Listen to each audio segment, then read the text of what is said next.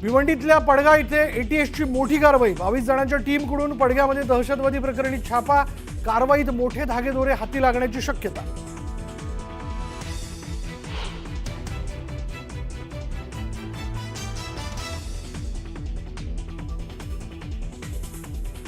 भारताची सीमा ओलांडून पाकिस्तानात गेलेली सुनीता जामगडे पाकमधील 3 नागरिकांच्या होती संपर्कात। तिघे पाक गुप्तचर यंत्रणेत कार्यरत असल्याचा संशय। पोलिसांकडून अधिक तपास सुरू।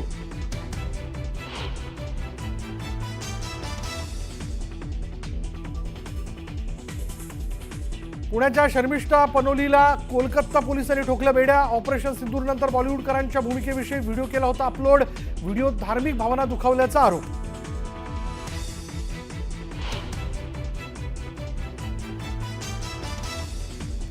आयएसआयकडून भारतीय नंबरचा वापर करून अधिकाऱ्यांना हनी ट्रॅपमध्ये अडकवण्याचा प्रयत्न। अटकेतील आरोपी हसीनने अनेक भारतीय नंबर पुरवल्याची सूत्रांची माहिती। पोलिसांकडून अधिक तपास सुरू।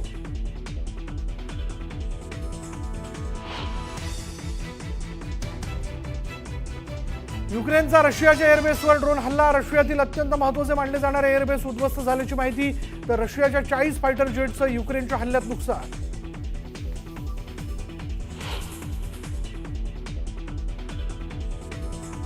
रशिया आणि युक्रेनमध्ये अणुयुद्धासारखं युद्ध झाल्याचा युक्रेनच्या माध्यमांचा दावा। रशियाच्या 2 महत्त्वाच्या तळांना लक्ष्य केल्यानं रशियाचे धोकादायक बॉम्बर्स नष्ट।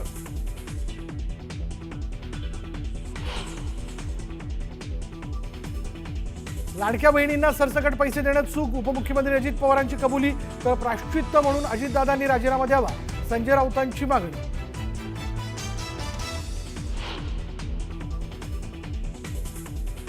भरत गोगावलेंची मिमिक्री केली। आता तुमची उलटी गिळती सुरू। पुढच्या निवडणुकीत रुमाल डोक्यावर घ्यायला लावला नाही तर नाव सांगणार नाही। महेंद्र थोरवेंचा खासदार सुनील तटकरे यांना इशारा।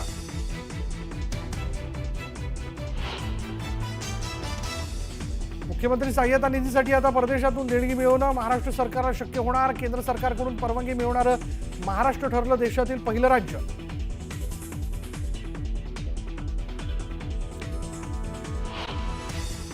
आणि तर चला सोलापूरमध्ये एक ब्रेकिंग न्यूज आहे।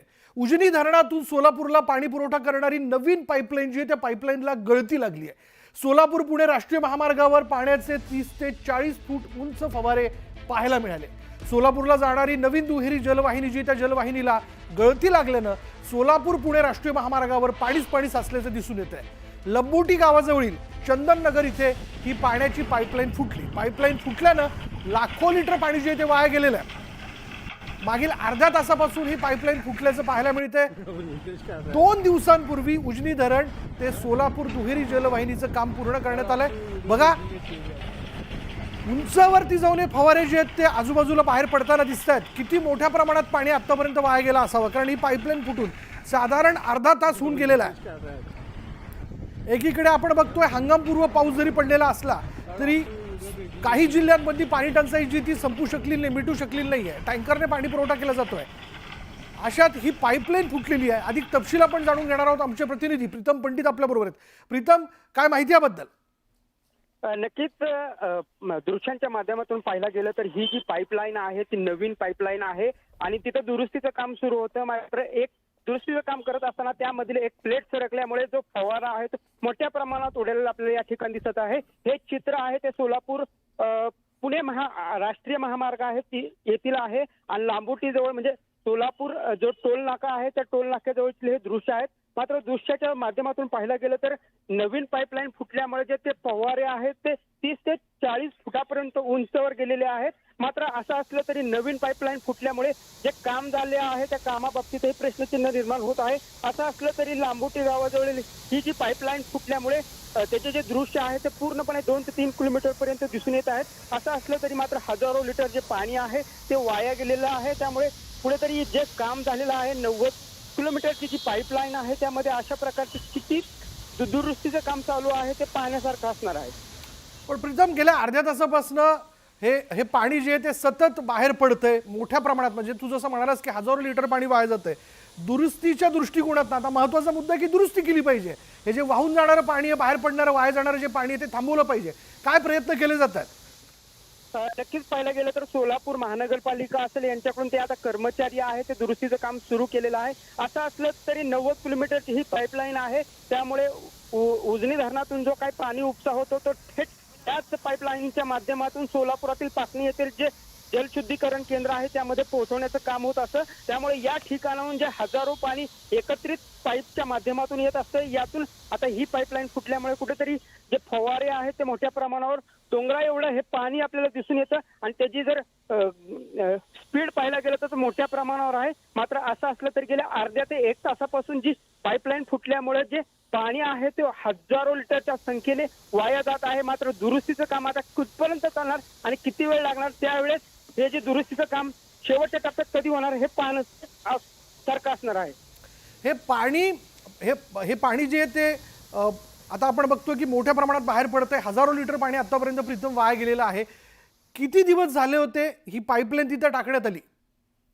नक्कीच ही पाईपलाईन आहे ती सोलापूरकरांसाठी महत्वाची पाईपलाईन आहे. कारण अगोदर सोलापूरला 8 ते 10 दिवस अगोदर पाणी पुरवठा होतो आणि हे पाणी पुरवठा ही पाईपलाईन झाल्यानंतर 1 किंवा 2 दिवसाआड हा पाणी पुरवठा होणार आहे. या पाणी पुरवठ्यामुळे सोलापूरकरांचा जो पाण्याचा प्रश्न आहे तो मार्गी लागणार होता आणि गेल्या 8 दिवसापूर्वीच पाकणी येथील जे जलशुद्धीकरण केंद्र आहे त्या ठिकाणी जी चाचणी आहे, जल चाचणी आहे ती करण्यात आली होती आणि ती यशस्वीही झाली आहे. त्यामुळे ही जी पाणी पुरवठ्याची पाईपलाईन आहे ती सुमारे 90 किलोमीटरची आहे आणि ही जी पाईपलाईन फुटली आहे ती लांबोटी म्हणजे सोलापूर पासून सुमारे 30 ते 40 किलोमीटर अंतरावर ही पाईपलाईन फुटली आहे. त्यामुळे सोलापुरातून जे काही दुरुस्तीचे काम करणारे कर्मचारी आहे तिथे पोहोचण्यासाठी कमीत कमी अर्धा तास लागण्याची शक्यता आहे आणि त्यामुळे हे जे फवारे आहेत ते 30 ते 40 फुटाचे हे फवारे दिसून येतात आणि त्यातून हजारो लिटरची पाणी आहे ते वाया जात आहे. मात्र असं असलं तरी दुरुस्तीच्या नावाखाली अशा प्रकारे जर पाण्याची नासाडी होत असेल तर कुठेतरी प्रशासनाने याकडे गंभीरपणे लक्ष देण्याची गरज आहे.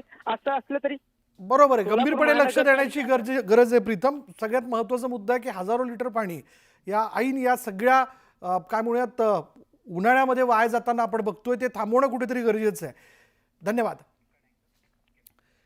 एकीकडे सोलापूरमधली बातमी आपण बघतोय बघा, दुसरीकडे छत्रपती संभाजीनगर शहराला पाणी पुरवठा करणारी पाईपलाईन पुन्हा पैठण तालुक्यातील ढोरकीन इथे फुटली आहे. 700 मिलीमीटर पाईपलाईन जी आहे ती फुटलेल्या ठिकाणाहून पाण्याचे उंचच्या उंच फवारे जे आहेत त्या सकाळपासून सुरू आहेत.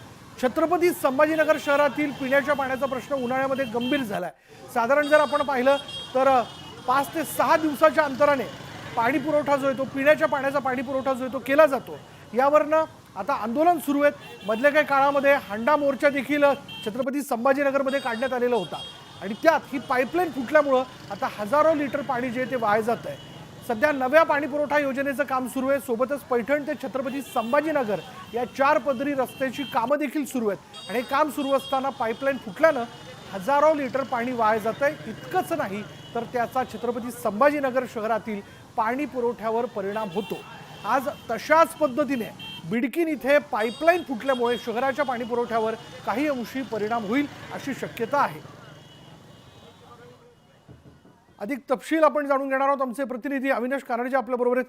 अविनाश, हाच महत्वाचा मुद्दा की ही पाईपलाईन नेमकी फुटली कशी? विशाल, म्हणतात ना, नगरीच्या लग्नाला 17 विघ्न, ती म्हण तंतोतंत छत्रपती संभाजीनगरच्या पाणी पुरवठा योजनेला लागू होते. कारण संभाजीनगरचा पाण्याचा प्रश्न हा राज्य पातळीवर विचारला जातो, त्याच्यावरती चर्चा होती. मात्र असं असताना जी जुनी जीर्ण झालेली पाईपलाईन आहे ही शहर ज्यावेळेस पासून वसलं त्यावेळेस पासून खरं तर ही पाईपलाईन म्हणजे ज्यावेळेस शहराची संख्या कुठेतरी 4-5 लाख असेल, आता 16-17 लाखापर्यंत गेल्यानंतर ही पाईपलाईन तीच आहे. त्यामुळे या पाईपलाईन जीर्ण होत चालली आणि त्यातच आता छत्रपती संभाजीनगर ते पैठण रोडचं काम सुरू आहे आणि या रस्त्याचं काम सुरू असतानाच काहीतरी JCBचा धक्का लागला म्हणावं की अजून काही कारणास्तव ही पाईपलाईन मोठ्या प्रमाणात फुटलेली आपल्याला दिसून येते. एकीकडे 10व्या ते 12व्या दिवशी शहराला पाणी पुरवठा होतो आणि आता पाईपलाईन फुटल्यामुळे निश्चितच हा पाणी पुरवठा पुढे ढकलण्यात येईल. मात्र एकूणच जलवाहिनी फुटण्याच्या ज्या घटना आहेत त्या 1 ते 2 दिवसाआड नेहमी घडत आहेत. कारण जरी रस्त्याचं काम चालू असलं तरी ही पाईपलाईन फुटणार नाही आणि शहरवासियांना पाण्यासाठी पुन्हा भागदौड करावं लागणार नाही असं प्रशासनाने कुठली तरी काळजी घेतली पाहिजे. मात्र वारंवार या घडणाऱ्या घटनांमुळे संभाजीनगरकरांना मात्र त्रास होतो हे नाकारता येणार नाही. धन्यवाद या सगळ्या माहितीबद्दल अविनाश.